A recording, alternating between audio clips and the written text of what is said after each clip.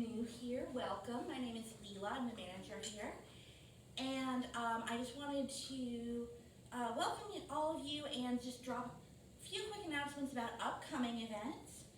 If you like public presenting, we are also doing a karaoke program on Friday, November 17th at 2 o'clock. We have flyers for that.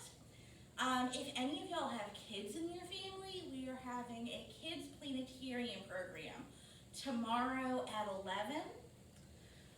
We also have some ongoing programs for adults. We have Tai Chi every Tuesday at noon.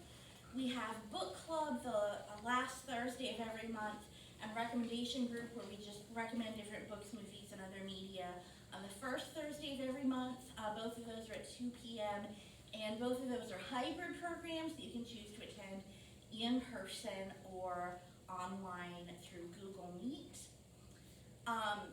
We are recording today's performances that are going to stream on our library Facebook page and our library YouTube channel. However, if you do not want your performance recorded or shared, that's totally fine. Just let us know and we will turn off the camera during your section. So, with that out of the way, who would like to go first? Rock, paper, scissors. Raise hands. I'll do it because mine won't last a minute. All right, go right ahead. Yes. I wish I had written like you people. Hi. Hi. Ma'am, are you presenting or all right. Oh yeah, you can have a seat. You can and then we'll see who wants to go next. All right. Get rid of my cough drop. Okay. Here, you got the microphone. Okay, I'm going to sing to you. Can you introduce yourself first? I'm Mary Sue Murray. I was Mary Sue Rogers. I'm from Darien and lived my whole life away from Darien, moved back about 4 or 5 years ago. And I live right downtown. But anyway, I wasn't sure what my friend told me this was going to be. But I thought I would try Yes, to whenever you inspire want. you.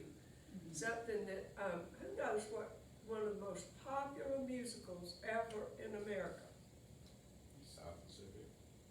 like earlier, Oh, keep it going. I don't know after that. Okay, Oklahoma. Oklahoma. Well, you not even born when Oklahoma came.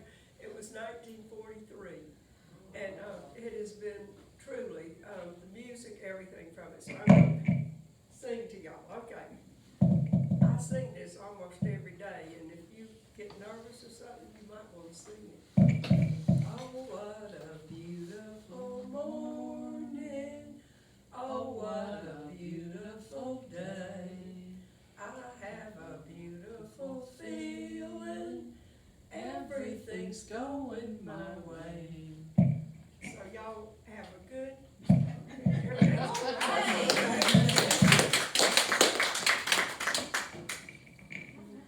Who wants to go next?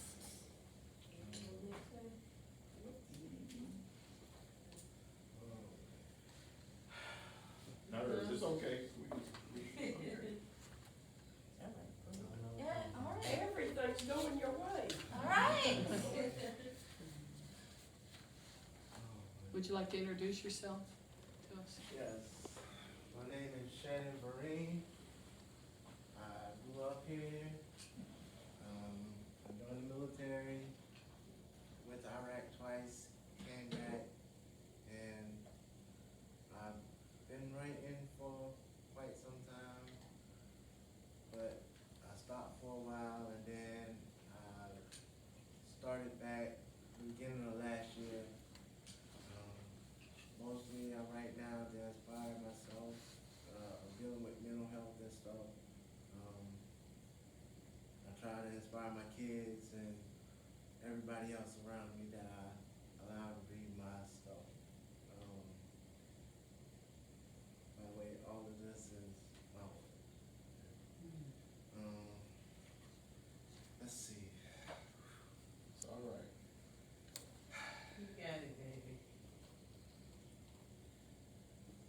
stop dreaming because it's who we are.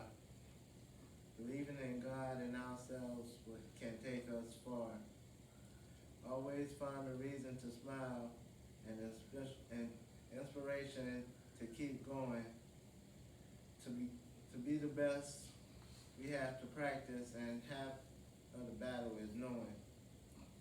Don't be afraid of change because we can. I'm sorry. Keep going. Don't be afraid of change because change can mean that we are growing, and believing in ourselves can take us, believing in ourselves can do some things that are mind blowing. I'm nervous, y'all, I'm sorry. It's okay. You're doing great. That's it for that one. Did you say the line to be the best requires, I wanna get it right.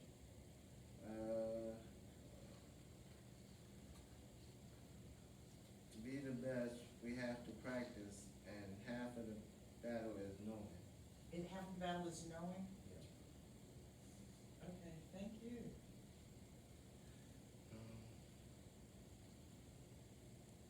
Maybe I'll come back later and do another one. All right. Yeah. You love it.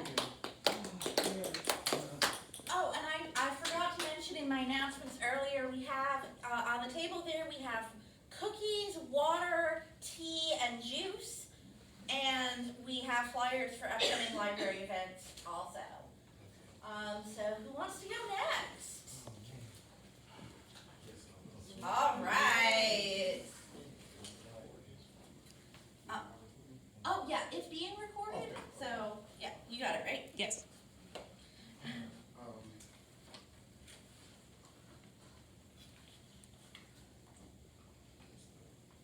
Lights on the top of the, yeah.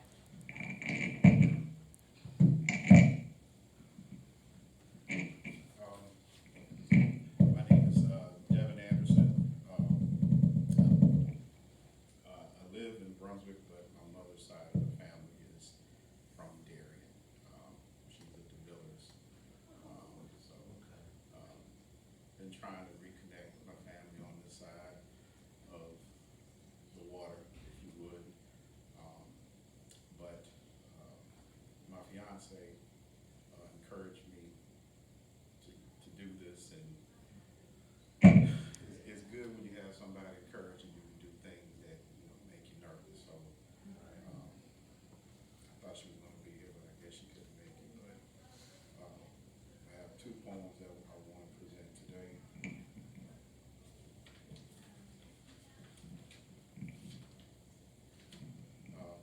One is called Invitation to Love by Paul Lawrence Dunbar.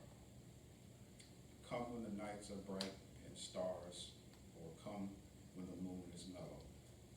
Come when the sun, his golden bars, drops on the hayfield yellow. Come in the twilight soft and gray. Come in the night or come in the day. Come, O love, whene'er you may, and you are welcome, welcome.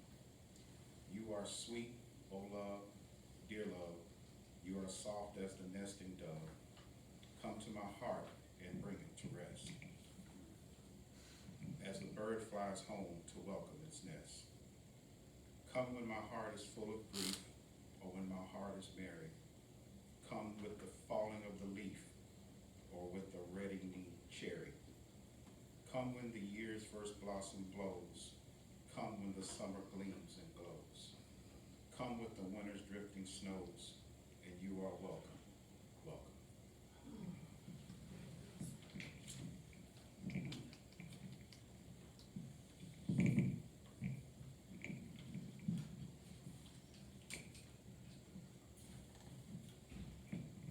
So this next poem is rather personal. It's my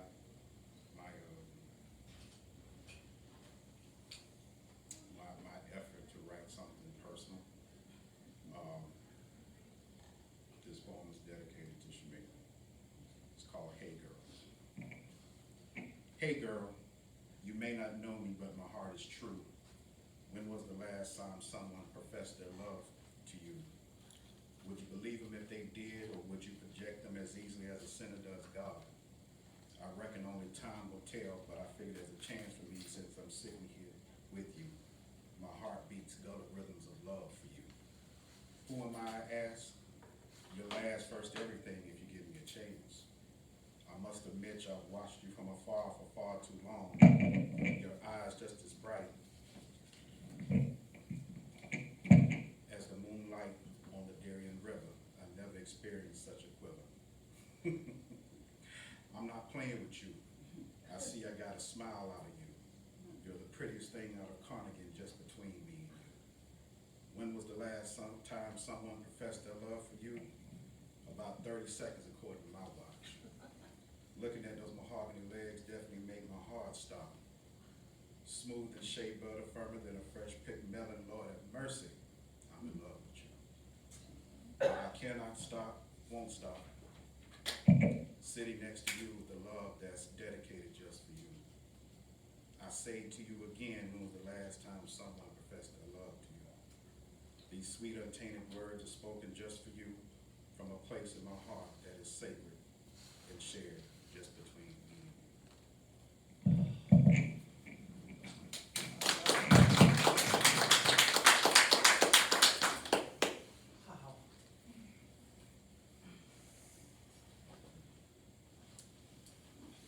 She should have done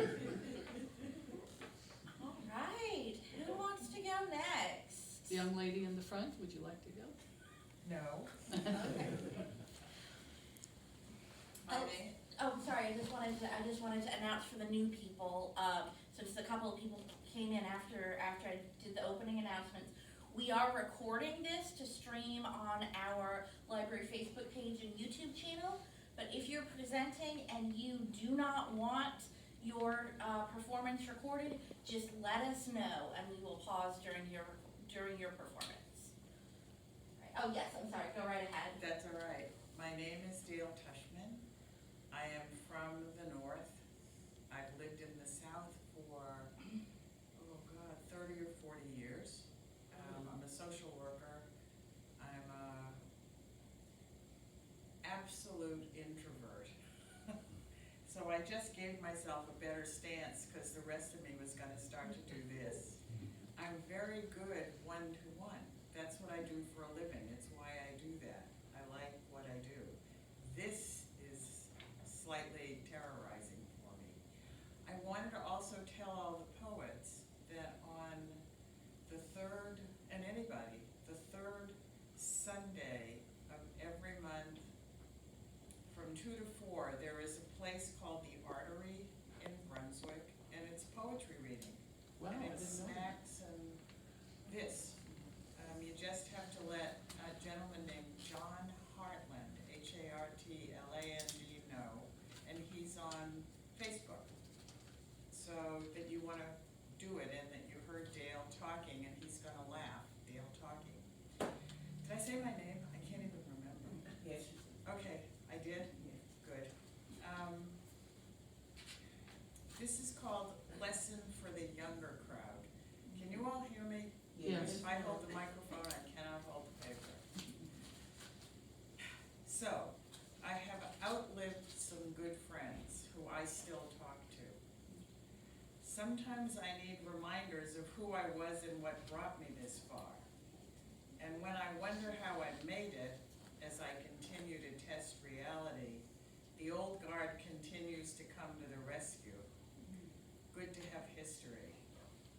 So I am losing my grip in both hands as arthritis and nerves shut down and lock up and turn around and do the dance that means I hurt all the time and am reminded what freedoms I don't have or things I can't do anymore. Like lifting weights.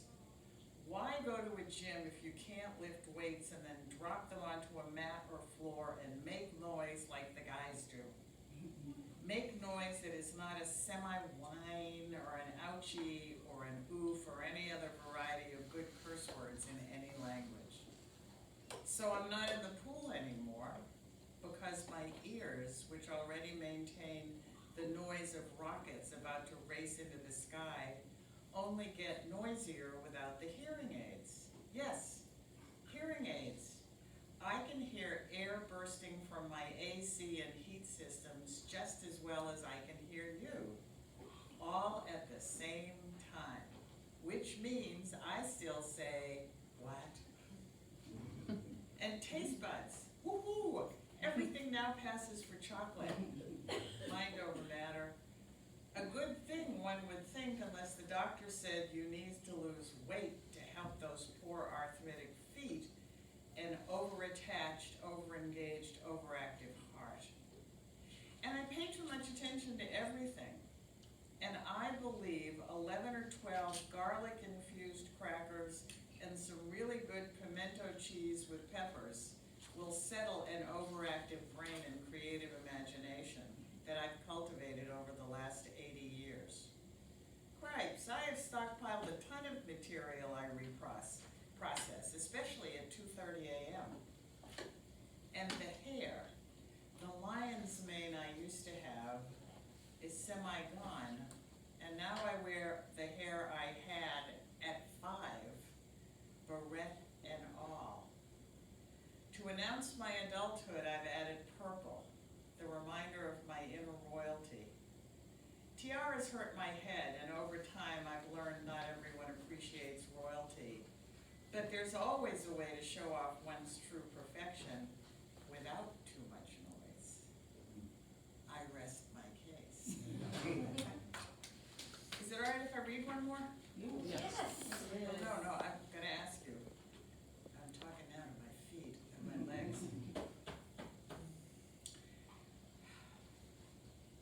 I walk into the ocean and spin around to aim topside up, my arms across my chest, sending a kiss to the sky, and then I just let go, irritating the peace with my noise. I wait to be caught up by the waves. All the sun is mine, and those clouds are mine, white or gray, connected, free-floating. All the rain is mine. I will never again be poor or alone or afraid again. I feel the shells run away to play hide and seek around me. Me, now a significant piece of useful debris, soon to be an important part of history, enshrined in this new neighborhood. I smile. The waves get bigger. Virginia Woolf is likely somewhere close by. I remember reading about her anointing her sweater pockets with pebbles and then walking into the water. And we share space with all the migrants and lost sailors and fish and crabs and octopi lamely scurrying from the human nets. We, my colleagues and I, we are all here for afternoon tea. 6 o'clock shadows, 3 a.m. closing. Time, my very best friend, she never ends. Thank you. Thank you.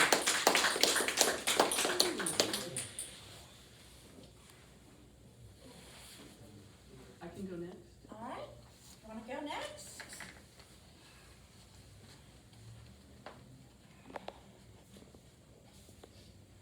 My name is Katie, and I grew up in Minneapolis. I was born in California, and after that I lived in various places in the United States, like the DC area, and Georgia, of course, North Georgia for 16 years. Cleveland, Ohio, where I went to college. And so I was into poetry about 25 years ago. And when I lived in the DC area, I took the John Wilkes Booth Escape Route Tour. And that started at the Ford's Theater, went around to all the places where he and his companion, after he shot Lincoln, hid. So they were on the road for like 8 days or something. And so we stopped at each one of those places. So I wrote a poem based on that, and it contains one word that reflects John Wilkes Booth, a view towards Lincoln. It doesn't necessarily reflect mine, so I'll use quotation marks. John Wilkes Booth. In the city it was muddy. John Wilkes Booth was drinking heavy. In the air was victory. en route to his escape around the corner instantly, he galloped into infamy. His anger shook down the centuries. His rage tore through families. His derringer branded our memory and took a tyrant down. Mary Surratt, another name for controversy, she clung to the cross religiously. On a rope she swung into eternity, because her name was linked to conspiracy. A tennis court sits where their scaffold was laid. Observe a moment of silence while the president's men pray. His fiancée was an abolitionist. His spur tore through the flag. Look through the peephole and see an extant vision of hope. George Azardot freaked out in the last second before the rope. It was preserved in the crude freeze frame of the day. Naked rebellion at its very height. His opulent eyes took in the spotlights. The ultimate show on the stage of history. His mind saw like a steel trap so clearly as he rode down the L-shaped alley of time, just a footnote in history, darkly sublime. Thank you. I lived in Alexandria, Virginia, and that was the birthplace of Robert E. Lee. He was the Confederate general. And so growing up in the North, I had a certain view of the Civil War, and then in the South, I got to see their viewpoint, but especially Robert E. Lee, because he really was a reluctant person to lead the Confederate Army, but he did it out of loyalty. So I wrote a poem about him. I bid you farewell, sir, in anger and in grief. You're half a world away now, just down the street. It doesn't seem right, but just for today, it's the people who go now and the buildings that stay. Loyal, provincial, scholarly, true, a man of your word, you saw the thing through. It wasn't for fame, but for those who would die. You gave up so much then, but a memory survived. Up against the red brick wall, your heart in your hands, 10 feet tall. Like fish that were caught in an evil net, destroyed by the thousands when compass points met. With quiet rage being forced to choose between a world gone mad and the one that would lose. The Confederacy is a state of mind, on travelers back through space and time. Before dawn I awoke, in dreams I could see. You held out your hand then in the last century. I weep for you now, sir, for things that could be, for a world long gone now, for Robert E. Lee. And that was based on a dream I had, actually. And I have one more. It's based on my experiences of almost drowning in El Salvador. I was able to do traveling with my company, FedEx, and I went to El Salvador to visit some friends who were doing some missionary work there. And I was in the ocean, but they don't have lifeguards there. And I learned later from this experience that they have a different viewpoint of drowning and things like that in that country. It's more of a question of, oh, well, you know, that's what was going to happen. Whereas here, it's like, oh, no. So this is kind of a different viewpoint. I caught a wave in torment from the sea because the cosmos didn't speak. I spun around and sat with impetuous earthbound youth. I shivered in future space where the cringing past came cringing back to me. On countless waves of infinity, inside I took the wild ride, on blanket answers and the simple twist of fate. I dove under the last curtain call. I caught a wave. Alone but not afraid, I played mind games under pyramids of the sun, down avenues of the dead. I wrestled lions. I suffered torpedo love. The sun froze at me. Under white flags of civility, I chose life instead of freedom. Convinced the cops were out to kill me, I ran down City Hall, drenched in blood, sweat, and tears. The frightened mask was at my feet. Big waves were crashing on my head. That was the edge of eternity. Embraced by the ultimate rejection, engulfment at sea. You would have made the papers, like those washed up on the beach in El Salvador. Let your palate taste out sadness. Let it taste out tears. Let it take a reprieve from justice.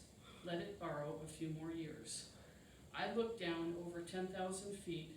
I heard the voice of reason. I was living the dream. People drown here every day. They trivialize life. The fatality of banal Catholicism droned on. In my new life that was borrowed from the sea, it tasted justice, it tasted pain. It tasted the saltwater tears of those who lived or died in vain. Instead, vanity was restored. I made it to the other side. I shook my fist. I was gaslight on parade. I tried to grab frozen sunshine. Burning lungs pounded under merciless sky. I tried to find out what people would have had to say, but the death mask floated away. I'll meet you at Earth at the next planetary date. I'm the love you left behind. Please wait. While I wallowed in mindless desire, accept this as my fate. My body as sacrifice, alive and well in your constant memory, washed away at sea. All right. Thank you. Yes. I guess I would run. My name is Gail, and I am from Florida. I just moved here in July. Our mom passed, and so I'm with my sister. I took care of her for 13 years. She had dementia, so it's something that we're just going through. She passed in February. So what I have here is, I've been always, like I said, I love sitting on the front porch at my home when I was there, any front porch. But, and I would write what I would say to our porch chronicles. So this is one of them. January 14, 2023 at 7:30 a.m.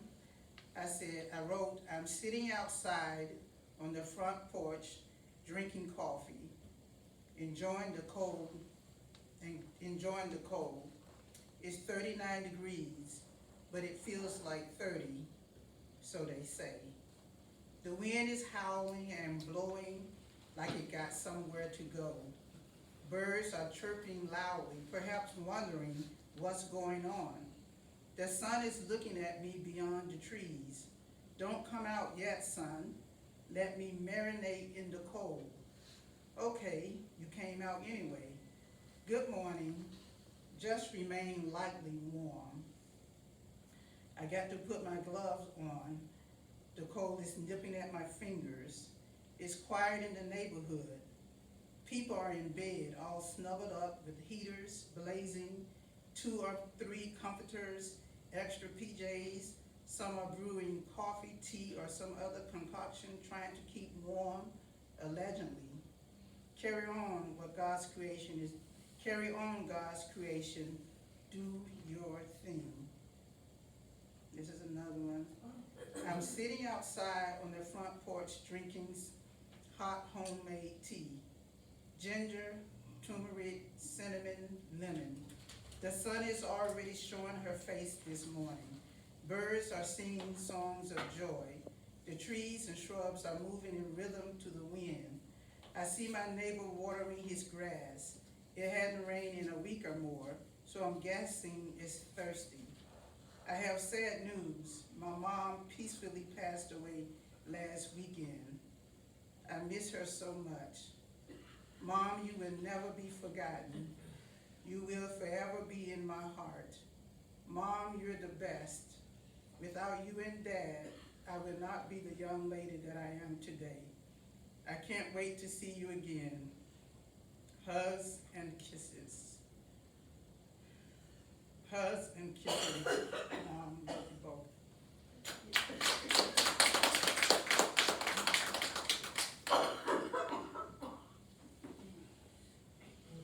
Who wants to go next? I'll go next if nobody else wants to. Go ahead.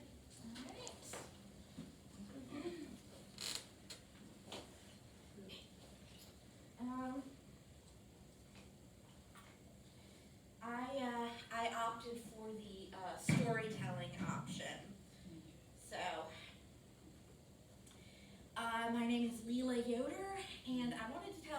stories about my dad, Charles Huger, who is one of the greatest influences in my life. And among other things, he is a tremendous storyteller. And in his philosophy of storytelling, the narrative is more important than the precise accuracy of the details. So I will tell these stories in the spirit in which he would, in which any inaccuracies can be attributed to dramatic license. So my dad's family is from Michigan, specifically Suttons Bay, Michigan, which is like right about here. That looks completely unhinged to anyone not from Michigan. But my dad's family is extremely loyal to the University of Michigan to this day. It manifests in everything from academic bragging to sports fandom to a vague antipathy to the state of Ohio. And so growing up, my dad always assumed that he would go to the University of Michigan when he grew up. But when he graduated high school, he could not afford to go to the University of Michigan. So he had to find a backup plan. So he moved to Washington, D.C. and he tried to enroll at Georgetown University. Now, my dad was in no way qualified to be admitted to Georgetown University, which is a private university. He had gone to public school, his grades were not high enough, but he was an extremely charismatic and charming and persuasive person. So he was able to charm his way into provisional admission to Georgetown University as a part-time student. That wasn't satisfactory to him, so he also dual enrolled at George Washington University. And then to pay for it, he got a job at the FBI as a fingerprint tech. Now, when he told me this, I asked, didn't you need some kind of forensic training for that job? No. So, if you were convicted of a federal crime in 1959 on the basis of fingerprint evidence, there is a chance that your evidence was processed by some guy with minimal training right out of high school who was probably not giving his full attention to the job. But he was ambitious and he worked hard, yet still he was in no way prepared to study at Georgetown University, and he did fail introductory French, so he was asked to leave. And as for his FBI job, that didn't work out either. He was fired for running a gambling ring in the fingerprint department. The only question that I had left was, well, but did you ever get to meet J. Edgar Hoover? And the answer was yes, in the waiting room at the dentist's office because they went to the same dentist. But even though that experience didn't necessarily work out well for him, he did always say that even though he flunked out, flunking out of Georgetown University was his proudest educational accomplishment. Fortunately, that was not the end of his higher education pursuits. He did move back to Michigan, go to community college, and eventually graduated from the University of Michigan, as he had always wanted, went on to graduate school, and became a teacher himself. That was also, however, not the end of his career in gambling, and he often supplemented his income as a teacher by working at the local casinos. among many other jobs. There was one other time that my dad's gambling habit got him into trouble. That was a few years later in 1980. He was working in Nashville at Tennessee State University. And somehow he had gotten tickets to go to the Kentucky Derby. Now, the Kentucky Derby was a big deal that year, bigger than usual, because most of the time, most racehorses are male horses. But that year, they had a female horse, a filly, in the race. People were very excited about that, including all the women in my dad's office. So before he left, many of his coworkers gave him money and asked him to bet on the filly. Now, my dad was an experienced gambler, and he thought, there's no way the filly is going to win. So he decided to do his coworkers a favor and not place the bets, and he would just give them their money back when he returned. But you know what happened next? Yeah. The filly won, Oh, geez. and he had to repay all his coworkers out of his pocket, Oh my God. which really he deserved for being sexist.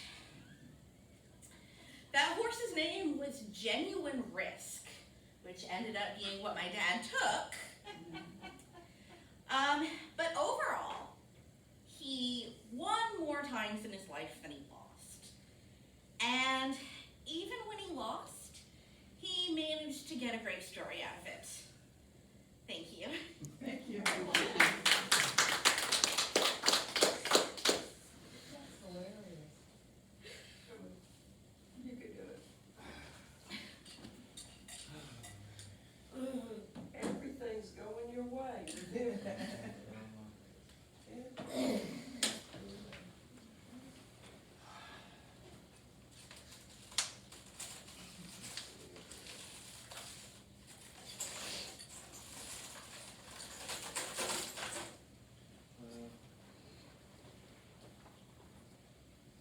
She chose this one for me to read, so.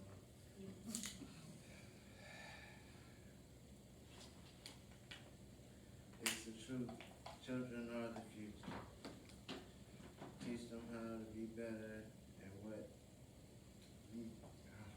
and teach them what we need to know to be useful. I'm sorry, I should have brought my glasses, but You're good. Take your time.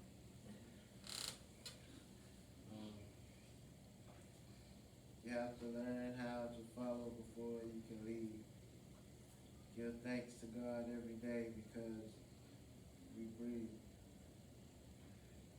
You can do anything if you believe. You have to mature before you can wear the crown indeed. Inquiring minds need to research for facts.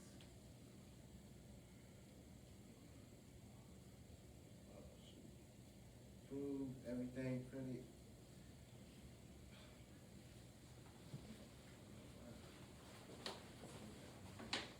Prove every pretty wrong by being something smarter than getting caught up in a trap.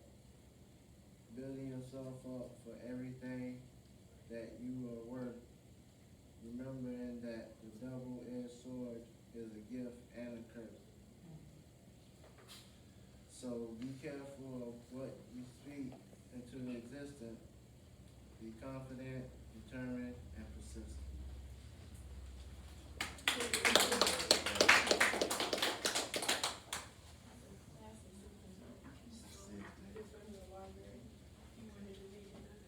Oh, yeah, the reading glasses, yeah.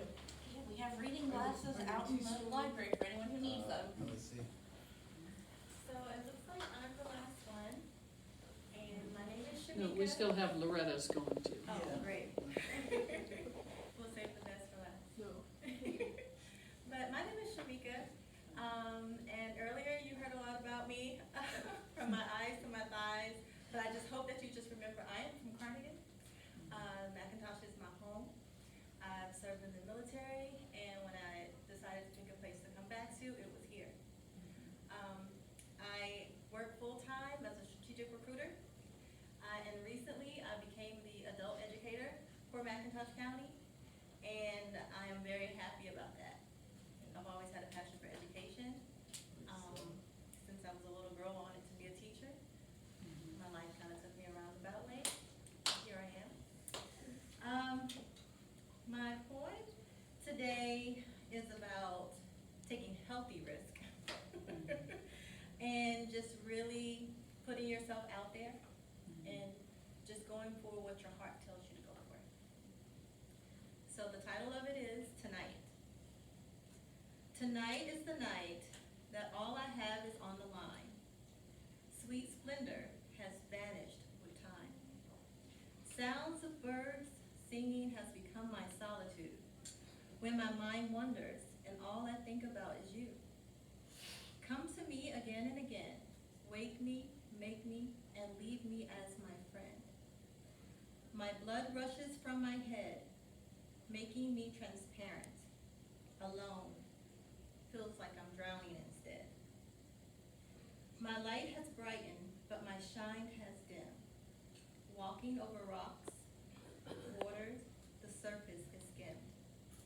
Tonight is the night that I have, all I have is on the line. Sweet splendor has vanished with this taste of time.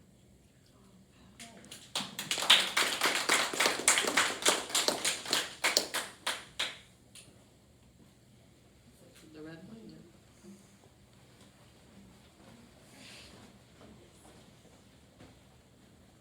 My name is Loretta Scriven. I live in Darien. I loved poetry. I didn't know we'd have such great poets here. I knew Maya Angelou, Gwendolyn Brooks, poets from the day. I was an editor for the Kansas State Poetry Society. I also did a thing at Waycross called From Swamp to Sea. And you made the poetry come alive, and I would publish all your poems. They're very nice, and thank you. I just had a little Halloween story, so feel free to tell it this October to any little kids, but I didn't do anything real sophisticated, so I beg your pardon. This is a Indian dress made by Dahlia Molino, which was of the Cherokee Nation, and I did bring one prompt piece. It's from North Georgia.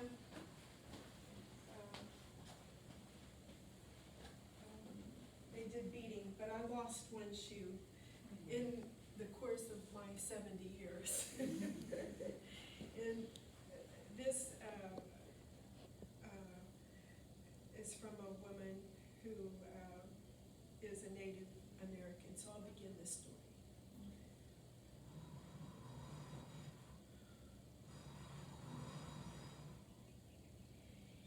It was a cabin up in North Georgia, and in the cold winter, there was a fireplace, and an old man and an old woman. But they didn't have any food. The old man said, "Old woman, now you wait right here. I'm gonna go out and shoot something for us to eat, and I'll be right back." And he went out the door.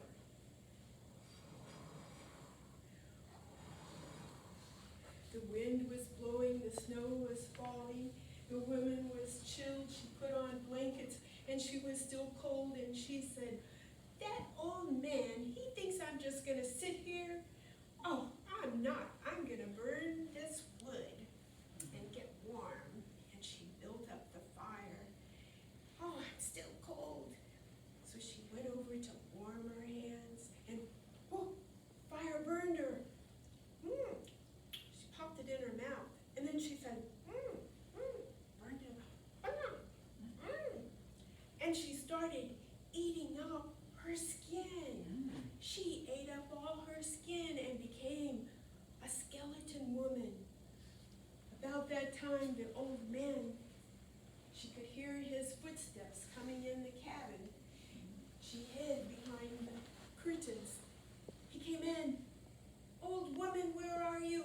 something to cook and you've used all the wood. She comes out and she goes, that's all right. I like my food raw. And the old man started running and running and running and running and running, and he ran to the top of the mountain, but it went right down. He couldn't get across to the next mountain. Oh no! And he was so afraid of the skeleton woman because she looked pretty bad. And he noticed a woman beside a tree. He didn't know that she was a magic woman. And he said, oh, what am I gonna do? She's gonna come and eat us up. The woman said, well, first you have to pick me some berries. I don't know if I have time to pick berries. Well, that's what I need. Oh, okay. He started picking these frozen berries, and he put them all in his pockets and picked them as fast as he could. And he ran over, here's all of your berries. She said, oh, so nice. And she says, now I'm gonna stretch out my body, and you walk across my back to the other side. And she leaned forward, and he walked on her body and got to the other side, and she made herself small again. Here comes the skeleton woman. What? You helped him get to the other side. You helped me get to the other side. Well, first you have to pick me some berries. I'm not gonna pick your berries. I'm not doing anything at all. I'll eat you. What? You would eat me? I'm a magic woman. You can't eat me. Oh, yes, I will. And so she said, okay. And she made her back all stretched out. And the man said, what? She's helping her. Oh no, what am I gonna do? And the woman stretched her back out. The skeleton woman got into the middle of her back, and the magic woman says, oh, quit switching around, I'm gonna fall off. And the skeleton woman went down into the rocks and the water, and you can hear to this day the woman trying to climb back up. The good part is the old man and the magic woman got married, and they got along fabulously.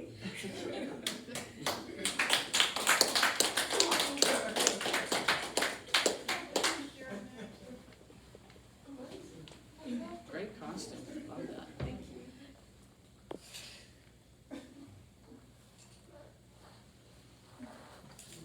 Does anybody else wanna present? Is there any, what time are we at?